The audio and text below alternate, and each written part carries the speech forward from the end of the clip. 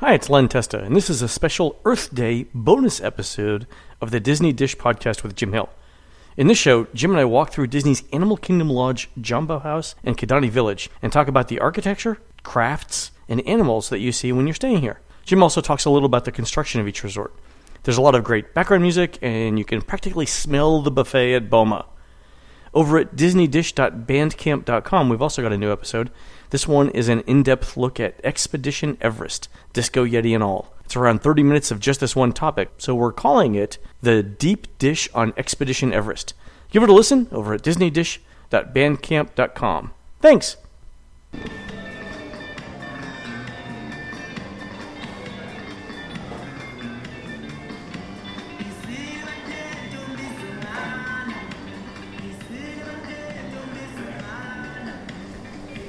Jumbo, everyone, and welcome back to another edition of the Unofficial Guide at Disney Dish Podcast with Jim Hill. Jim and I have a real treat for you because today we're at Disney's Animal Kingdom Lodge. We're going to talk a little bit about the history of the resort and also its sister resort, the Animal Kingdom Lodge, Kidani Village. In order to do that, we need to welcome our resident expert, our resident flying ace. It is Mr. Jim Hill. How's it going, Jim? It's going great, Len. And half of the fun of flying in was to get to this hotel. I think for a lot of people, when Animal Kingdom first opened, there was always a question of, wow, this is a great experience. What would make it better to be able to live this experience?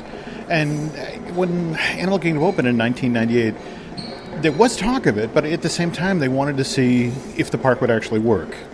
And the Animal Kingdom park. It was just, you got to walk before you can run. And, and also, let's face it, the hard lesson they learned there was that, the thing of Animal Kingdom is so much of the, it's a 500-acre park, but so much of it is back of the house, whether right.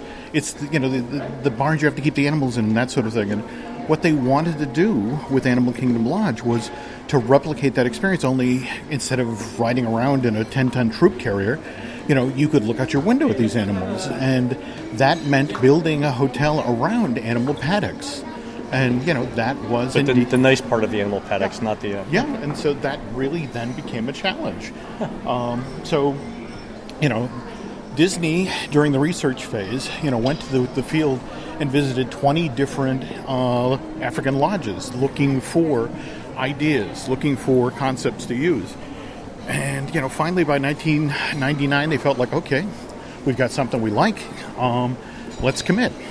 So the lodge didn't open with the park? No, not at all. In fact, the lodge didn't open until April of 2001, and even then it opened in a couple of different phases. There were, I think, 700 rooms ready to go in April, an additional 147 in May, and then it wasn't until July till the last wing was done. But but we're getting ahead of ourselves here. First you had to design this place. And okay, so we're standing in the lobby right now. So we've got 4 stories of an open lobby. We've got these huge ostrich. They're African shields. I thought they were. Yeah, these are actually Maasai shields, or modeled after Maasai shields. But what's kind of interesting again is that this is Peter Dominic, the gentleman who designed Wilderness Lodge. Yeah, the resort has a huge Wilderness Lodge feel to it. I mean, in terms of the lobby. And for example, where we're looking at the Maasai Shield lighting fixtures, this is where in that hotel we have the teepees. Right. But at the same time, it is a lot like Fort Wilderness, but it's not like Fort Wilderness. I mean, for example, take a look at where we check in. It's on the other side of the lodge. So on the Wilderness Lodge, it's on the right. On the Animal Kingdom Lodge, it's on the left as you enter. Right. More to the point, when you've entered this hotel, you actually came in on the third floor. Oh, that's right. And in fact, deliberately, the footprint of this hotel, when you're coming up to Animal Kingdom Lodge, they deliberately artificially built up this hillside.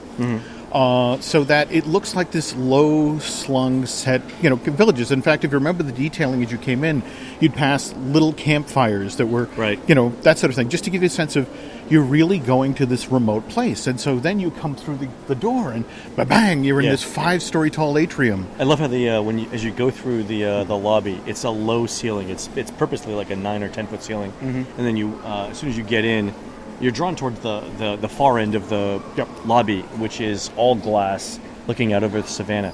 But as you walk into the lobby, your view goes, it's constrained, it's constrained, it's constrained. All of a sudden, you step past the last of the overhang, which is the second or fourth floor, and bam, you see this huge cathedral-like lobby. You've got windows up top, you've got windows in the back. It's much more open than.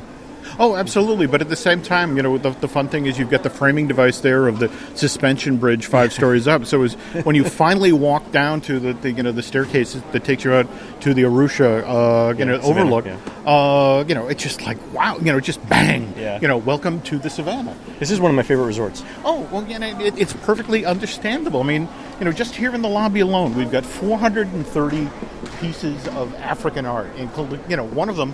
This giant thing here in the corner, Len. Oh, so it looks like a hat with sticks sticking out of it. It is, well, it's actually a mask. That's a mask? That's a mask. Wow. All right, and it's 16 feet tall.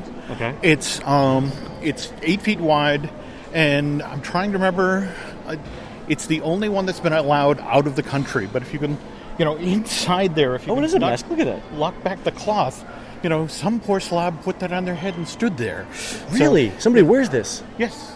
But again, Disney... Holy cow. It's huge. But this was part of the art program. They wanted to make sure that this, when they were going to do Africa, they were going to do Africa. Yeah.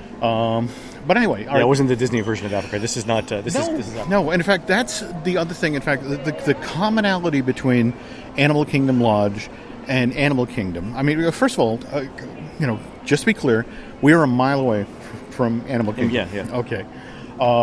In fact, they don't share animals. They have... Oh, they don't? No, not at all. Though, oddly enough, the first 2 animals who were brought over here, 2 giraffes... were they brought over on an ark?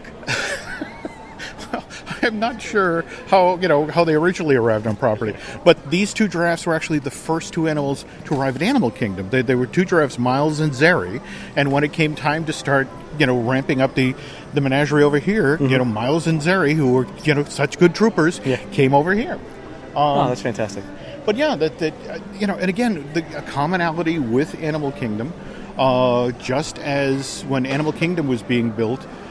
They started planting for the resort a full 2 years before it opened its doors. Because, again, you wanted that legitimate wild feel. Wow.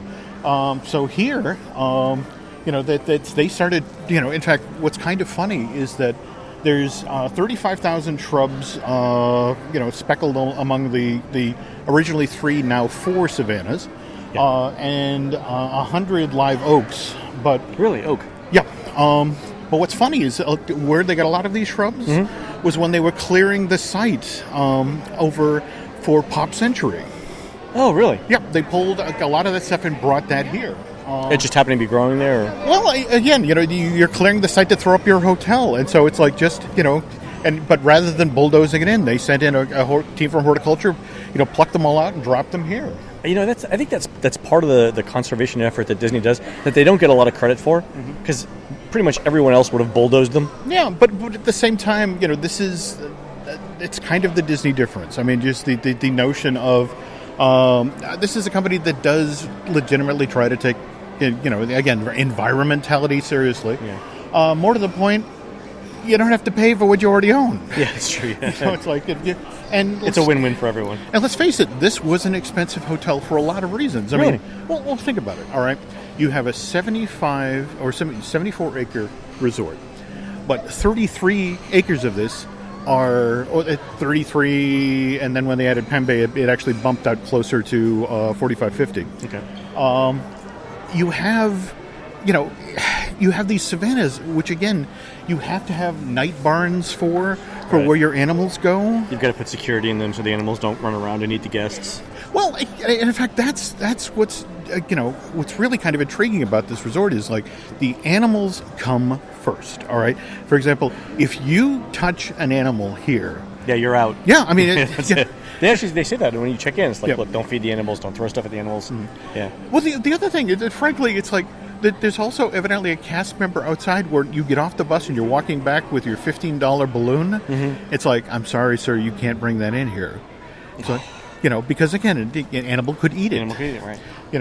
Same thing. No straws in the restaurants. I mean, it's just all paper. It's all biodegradable stuff. Yeah, there's no plastic. Yeah. So you're in this weird space where the animals come first, and then and because the animals come first, you had to build their barns. You had to build, for example, just and some of the level of security. For example, this is pretty standard, but the elephant barn that they've done over in Animal Kingdom, all right, that's got 14-foot tall ballards that are 4 feet into the ground. So again, an elephant can bang against it. Yeah. Also, it's good for velociraptors. You can yeah, well, supposedly. Jurassic World opening in 2 weeks. So an elephant will bang against it. Elephants weigh what, 16, 20 tons? Yeah, they're pretty heavy. Now they don't. We were just at Boma, by the way, so I'm definitely feeling the whole weight thing. All right, now, what's kind of interesting about this hotel is, again, each of the enclosures. There's some commonality. Like each of the savannas have giraffes. Right. But for example, I think it's Arusha that only has the zebras, and it's. Oh, really? They don't let the animals mingle between the savannas? No, not at all. Because again, you have to. When you build these, you have to take into consideration, how high can a particular animal jump, or what. Well, no, that's how strong is a particular animal? That's a really serious question. Let's go out and look at one of the savannas, Jim. We're going to go outside. Likewise, another issue is, is there a plant that's particularly poisonous for them? Oh, that's right. Yeah, because that's really interesting. Yeah. So. All right, so we're overlooking the savanna now. This is where the giraffes are. Mm-hmm.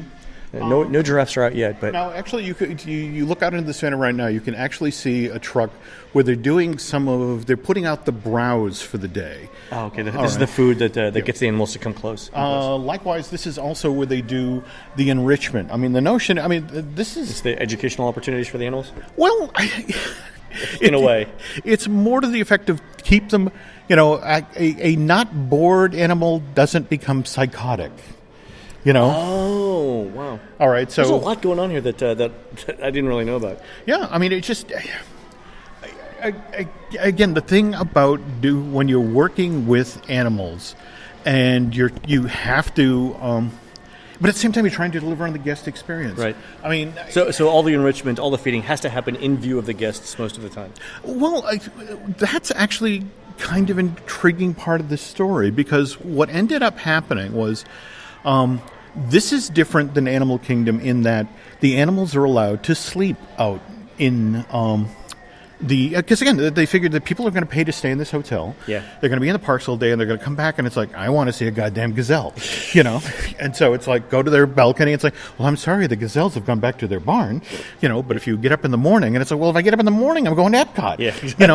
So so it's almost the exact opposite. The animals have to work, but not 9 to 5 when everyone's in a park. Yeah, that's it exactly. So what's really kind of intriguing is, for medical reasons and for just they encourage the animals. They had to figure out. Every day they want the animals to come back to the barn so they can just check them out and, make sure meds and all that sort of thing. Yeah. But it was a question of when do you do that? Because again, people are paying good money to stay in this hotel. Yeah, and they're going to be at the hotel from like 6 a.m. to 9 a.m., 10 a.m., something like that. And then they're going to come back for dinner, 6 to 10 p.m. So, well, here's the interesting thing they figured out. What they decided to do about the time they taught the animals to go back to the barn is 6 a.m. to 8 a.m. And the thinking there is anybody who's staying in this hotel is going to be getting up early to go to Animal Kingdom to see animals. To see the animals. So, and those who are getting up early are sleeping until 8, and that's when the animals are coming back out of their barn. Oh. So you see them migrating to the... Yeah. So you get you get this sort of circle of life moment where like, oh, look, the gazelle is going to Pride Rock. So... By the way, we're watching this guy in the pickup truck, and he put out like an entire pickup truck full of hay for something. It's like if you had to mow the Rose Bowl and put all of the mulch into a pile. That's as big as this pile is in front of us.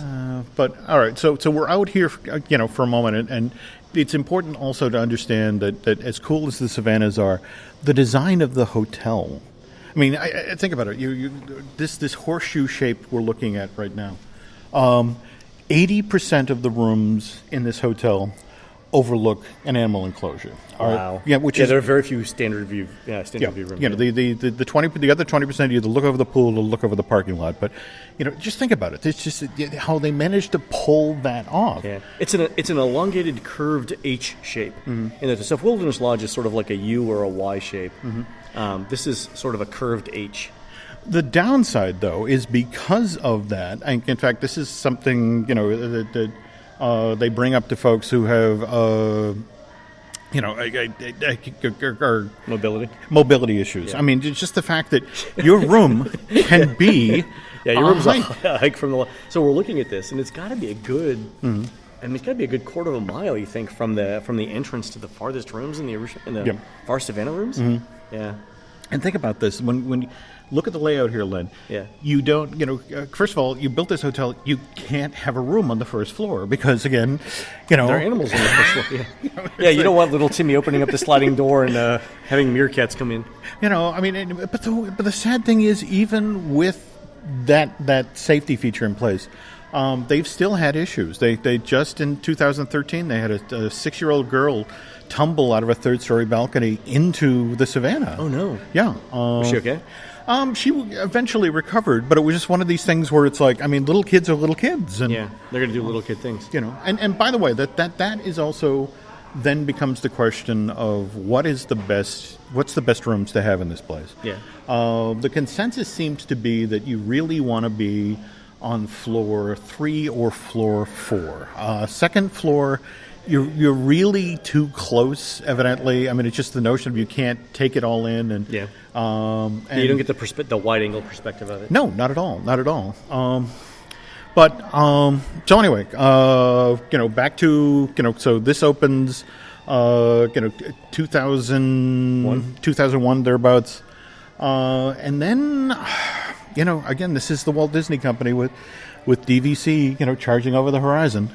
And starting in 2006, we start to hear about, hey, wouldn't it be cool if there were some Disney Vacation Club rooms at Animal Kingdom Lodge? Yeah. And it's kind of ironic because we've been talking about this trip about how we've got Wilderness Lodge about to surrender. DVC expansion, yeah. And this is where not only the village, but actually in the building, in the Wilderness Lodge main building itself. Yeah, but this is where I wonder if they call it like this Jumbo. So Animal Kingdom Lodge is Jumbo, which means welcome. So I wonder if they call it the Wilderness Lodge Howdy building, Howdy y'all. I called dibs, trademark, okay. 2015. There we go. All right. That's where this idea came from. What was it? The 5th and the 6th floor in the hotel? Was that the... There's a 7th, I believe, in the Wilderness Lodge. Okay. So some of it's club level, though. So okay. I don't know. There aren't that many club level rooms. And I don't know that they're going to take that many club level rooms because those are revenue generating. Oh, no, absolutely. Yeah, But here, at least to get the ball rolling, they took 2 floors of the building. Yeah. Oh, so here was the 5th floor, right? Mm-hmm. Yeah. So Wilderness Lodge they could take 4 and 5 or 5 and 6. Okay. Yeah. And then after that, it was time to build, a resort of their own. A proper building, yeah. So do we want to schlep over there, or let's do a real quick walkthrough of the restaurants here, if you don't mind, cool. Because the Animal Kingdom Lodge has one of my favorite bars on property, and that's Victoria Falls. Not so much for the drinks, because it's pretty much the standard drink menu, but the ambiance of the place, I think, is really sort of spectacular. All right, so we're walking back out through the lobby. Thank you. Okay. And we're going to go straight ahead. And so to our right, we have an indoor fire pit, which, when you think about it, it's Florida. They're air conditioning this thing 10 months out of the year, and they've got an open fire pit in it. That was what was so funny this morning. Waiting for you guys for breakfast. This little girl came over, and you would have thought it was Space Mountain. It's like, fire! Well, fire's, again, it's one of those kinetic things, right? Okay. Everyone is intrigued by fire, right? It's got a sort of an intrinsic appeal to it. So we're walking over the one of the bridges over the falls right now. You can kind of in the background, I'll stop talking here in a second, you can kind of hear the water running. Mm-hmm. Yeah. So all right. So this is actually where we just did breakfast, Boma. Yeah. So we're coming up onto Victoria Falls, which is the bar right here. We're going to go down a flight of stairs, and it overlooks Boma, but more importantly, and I don't know what the word for this is, it over smells Boma. Because you can smell the bacon and the roasted meats from here. And when you're sitting here before dinner for drinks, it just gets you more and more hungry. I would imagine. You know, just. It's a pretty good bar, though. I mean, it's fairly open. It's got great theming. So you're sort of like, what level is this? You're one level down from the lobby. So technically, this is the second floor. Boma would be the first floor of the resort. Okay. So we're on floor 2, and it's an open space. It's got sort of the support columns and stuff in it, but it's a really nice one. You can go over this way and you can see more of it. Okay. But we're actually overlooking. So this is sort of like this is the brunch crowd for Boma right here, and we're actually right above the kitchens for Boma right now. Yep. And again, this sort of redefines the notion of a show kitchen. I mean, So when Boma first opened, I mean, it was a hit right out of the gate, right? Yeah. Now that wasn't quite the case with Chico, right? It was Chico took some time, and I think, well, good. I have a theory as to why. But. Well, no, please. So the thing with both Boma and Chico is that they do use African spices, which when 15 years ago when it opened. The culinary scene in the United States wasn't quite as developed as it was now, and a lot of these flavors, lots of cumin, lots of spices like that we don't normally get in our everyday food, were different for people, and so I think it was a little off-putting. And also they had monkfish on the menu, which was so if you've got these African spices and you've got monkfish, that was one of their signature dishes. That's a hard sell for a lot of people. But what it took was a couple of years of some adventurous people trying Chico, going back home and saying, "Dude, we went to this place. It was African and it was fantastic." And I think that's what the word of mouth spread on it, and that's what got it moving. Also, has a fantastic wine selection too. Oh, absolutely. But I just remember there's this kind of a maybe apocryphal story from the first year it was open. Remember how they used to, the food was brought to the table with sort of an earthen dome over it? Right, yeah. Okay, and evidently there was this poor family having dinner there, and it's like, why are you putting traffic cones on my food? It's like, you're bringing me out clay art? What is this? Is this some sort of African tradition? Yeah. Am I supposed to comment on this? So, the food's under it. Oh my God, we're so hungry. So, but no, again, this is kind of what Peter Dominic did. Just the notion of you had to have great restaurants to back up. Again, this does. I mean, this has way better restaurants than, say, Wilderness Lodge. Okay. So the Boma is actually where the Wilderness Lodge quick service is. Yeah, and again, that's Dominic playing, and in fact, I think that's the saddest part of the story is that this was the third and last resort that we got out of him.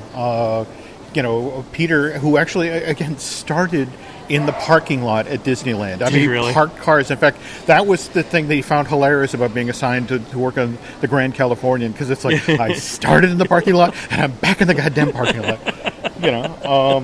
But he was, again, this awarded, beloved architect, and he was on vacation with his family. He was cross-country skiing in Aspen and dropped dead of a heart attack. Get 56. Wow, that's young. But we have these three, and honestly, I think he saved the best for last, because it's such. I mean, don't get me wrong, Wilderness Lodge is lovely, as is Grand Californian, but when you sit here and you look at, just the light, the detailing on the light. Yeah, we're looking at one of the light fixtures at Victoria Falls, and it's got little carved. Is it antlers? Is it? Those are giraffe heads. Oh, giraffe heads. Okay. Oh, it's clever. There are 4,000 of these carved items in the hotel common space, in the rooms. And they're carved. Yeah, I mean, this is, they're not molded. It is actually wood. Holy cow. Yeah, I mean, they got these artists in Zimbabwe who just evidently locked them in a warehouse, keep carving, we'll let you out when you're done. And got, all of this wonderful... Did you really just make a slavery joke? They could come and go as they pleased. They were paid very fairly. You're going to cut this part, right? Okay. Not gonna air. Okay, thank you. Good. But no, it's again, this was... he took everything he learned on the first two hotels and applied it here, and then to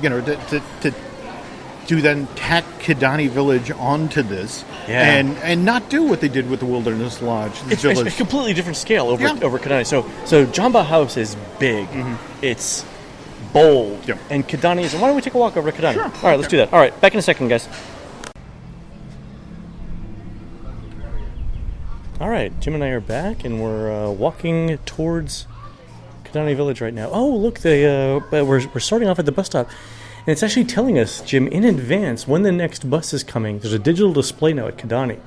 So it's telling us, for example, that the next bus to the Magic Kingdom arrives at 11:39 a.m.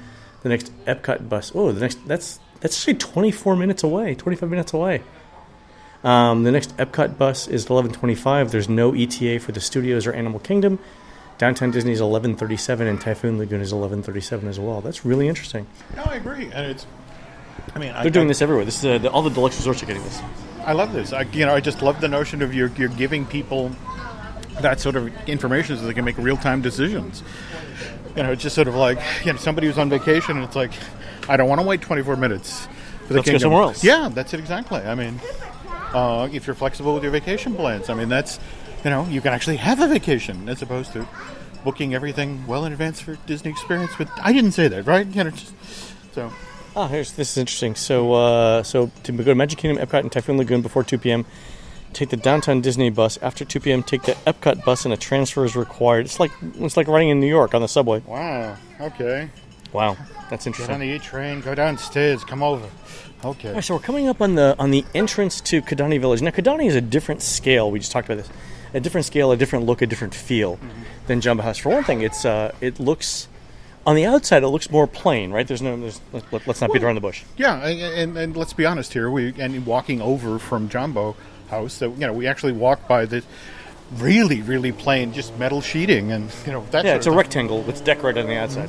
But on the other hand, over here, very cool. Yeah, as you get closer, you tend to see more detail. So the closer you get to the lobby, the more detail, the more decorative arts you see. And it starts with, I think in the lobby, the main thing is these set of lanterns that are set into the wall. This is fantastic at night. Oh, I agree. And it just, and the weird thing is that it just, I know it's low slung, but it's stylish, and it really sort of sets the tone for the beginning of your adventure. It's much more laid back. Deb Wills actually has this great analogy. She said, Jumbo House is like visiting the city, Kidani's like visiting the country. Oh. Yeah, I really like the analogy. Okay, no, that works. Yeah.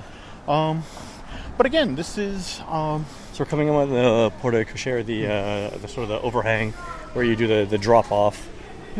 But as we were walking over here, we're talking about the difference between the way people stay at a DVC and the way they stay at a hotel. I mean, for example, the undercover parking and the access to the elevators that allows. First floor.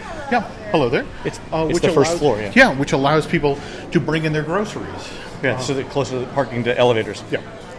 So now we're in the lobby, and so again, it's sort of the same model as Jumbo House. You walk in, low slung ceiling, opens up into, this is like a 3-story lobby, and you've got still the same sort of glass thing in the back, but it's much smaller. Yeah, it's sort of like somebody left Jumbo House in the dryer for a while. Let's go over here towards the Outlook. But yeah, but at the same time, look at these sidelines. I mean, Oh yeah, so here you've got almost a 180-degree view. So you've got a vacuum cleaner we can hear here somewhere. You've almost got a 180-degree view of the savannah. In fact, there's a zebra. There's another zebra over there.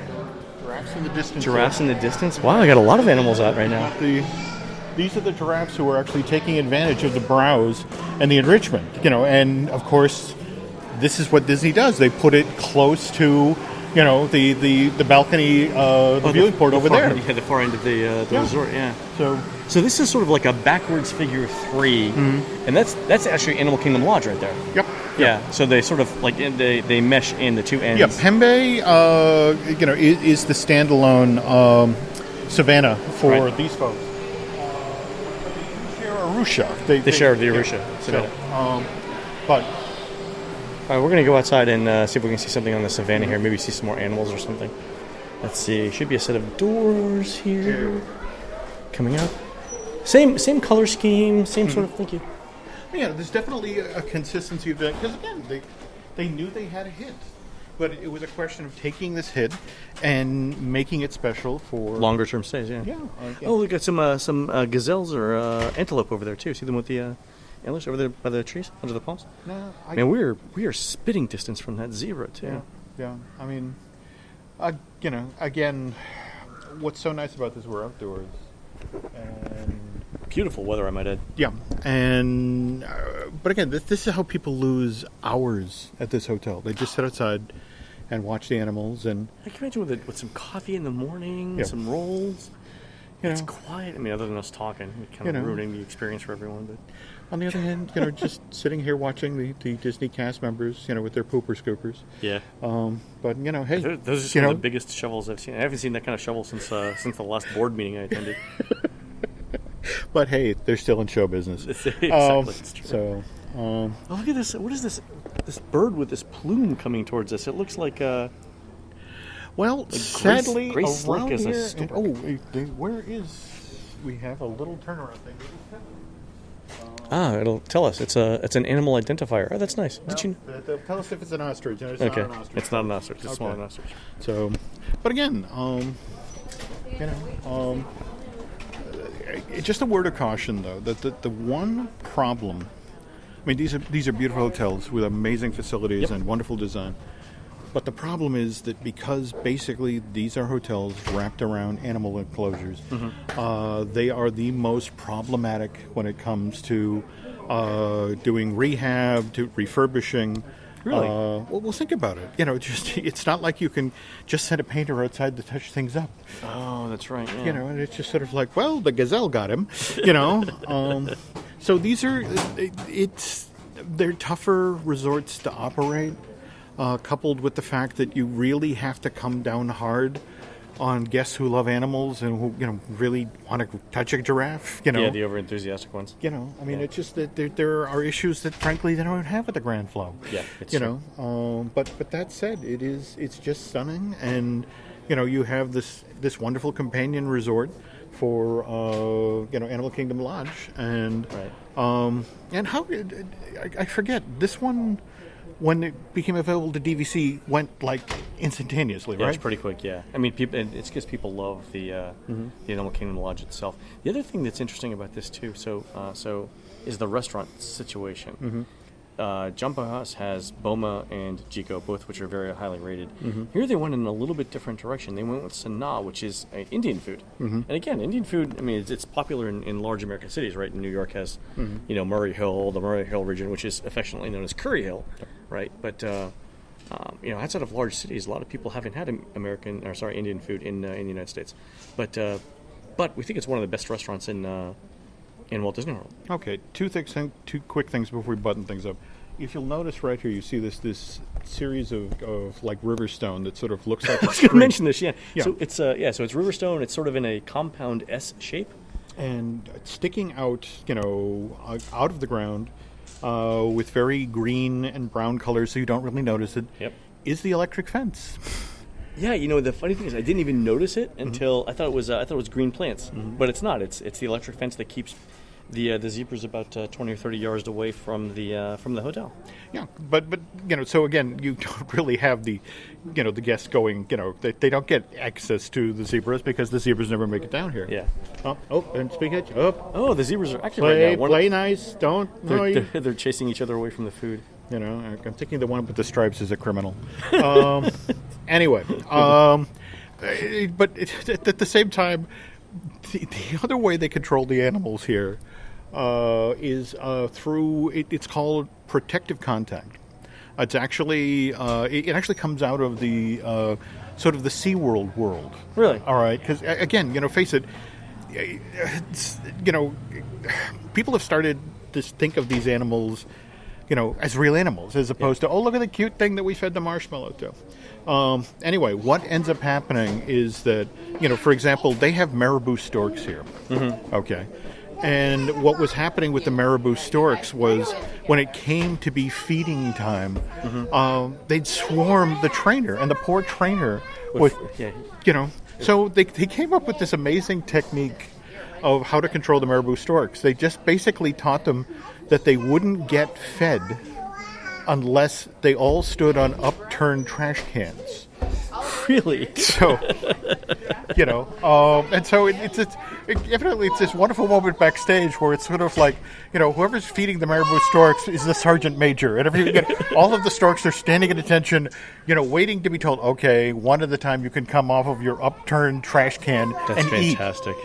But again, that's your backstage Disney magic. So, this is classic. This is really good. All right, you want to take a quick walk around through the rest of the lobby? Sure. Yeah, this is nice. We've got the library here, too. Oh, that's right. We have a library. There's a similar one at Animal Kingdom Lodge too. It's got that private room. Yeah, it's off. It's on the Animal Kingdom Lodge. If you're going into the lobby, it's off to the left. And here it's down the hall. All right, we're going to walk down the lobby. We're going to do a quick stop at the library. Yeah, I think Oh, sorry. the other, the Magnolia and the Palmer is here. Got some DVC sales going on there. All right, where's our lobby, Laurel? You gotta be. All right. Ah, here we go. And we've got a small DVC store. The other thing I like about the Animal Kingdom Lodge and Kidani is the stores aren't just generic Disney stuff. Oh, nice lobby. So it's a little area off the side of the lobby, and it looks like you've got television, you've got nice little cutout places, you've got here, Jim, let's sit next to the We were looking at East African crown cranes. East African crown cranes. That's great. So Jim and I are actually sitting in the lobby. We're sitting. Jim, let's finish this in front of the fire. If we had some brandy here, this would be set.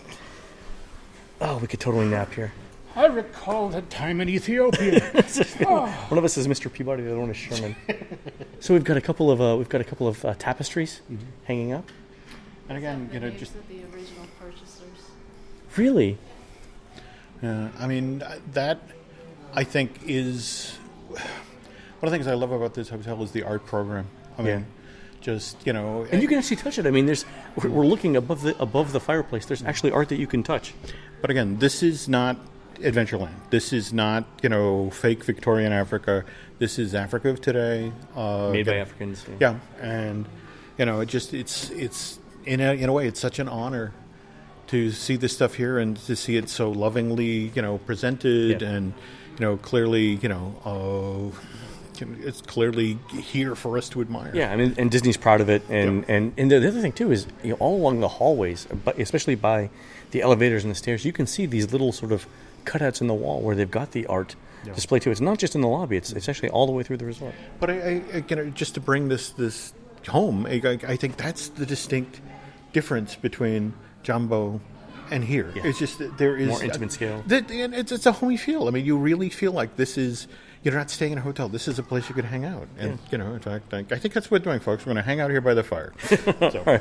All right. That'll be it for this episode. Do you want to head over to the Animal Kingdom in a bit? Sure, let's do that. All right, folks. You've been listening to the Unofficial Guide Disney Dish Podcast with Jim Hill, live from Disney's Animal Kingdom Lodge. Please go into iTunes and rate our show and tell us what you'd like to hear next. For Jim, this is Len. We will see you on the next show.